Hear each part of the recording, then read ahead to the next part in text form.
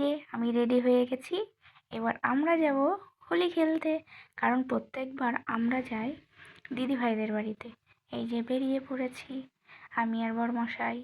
এখানে আমরা রং কিনবো, কারণ যা রং আর কালার ছিল সব ছেলে নষ্ট করে ফেলেছে, মানে খেলা করেছে।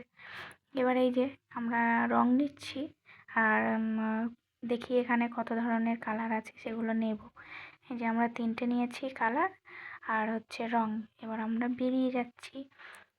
দেখো রাস্তা পুরো ফাঁকা, আর এমন এমন মানে মানুষ আসছে, সবাইকে ভূত তাই মনে হচ্ছে। এই যে এখানে চলে এসেছি, দাদাকে ও রং মাখাচ্ছে।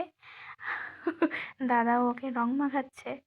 এই যে মাথায় দেখো, এবার দিদিভাইকে দেবে দেখো। এই যে দিদিভাইকে মাখাচ্ছে, ও কিন্তু আবিরের সঙ্গে একটু রং মাখিয়ে নিয়ে তারপরে দিদিভাইকে মাখাচ্ছে।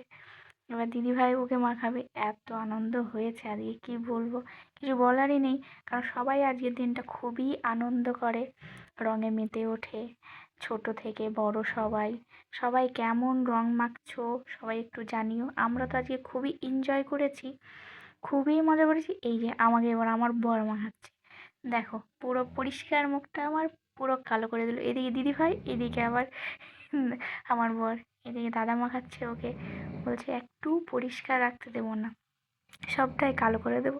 এদিকে দিদিভাই আবার পিঠে ফিঠে সব দিয়ে দিচ্ছে, আর এদিকে হাসাহাসি চলছে। এই যে আমার চেহারাটা প্রথমে কি ছিল আর এখন কি হয়েছে দেখে নাও। তারপরে আমি বরকে বলছি তোমার মুখে কোথায় দেবো। যেটুকু ছিল সেইটুকু মাখিয়ে দিলাম। এবার দাদার পেটে সবাই একটু বাড়িয়ে দিল, রঙের কালার করে দিল। এবার আমরা একটু দেখে নিলাম, দেখো কেমন লাগছে, দুটো ছবি টবি তুলে নিলাম। দিয়ে তারপর আমরা একটু গল্প করে বাড়ি চলে এলাম। Tata, bye bye.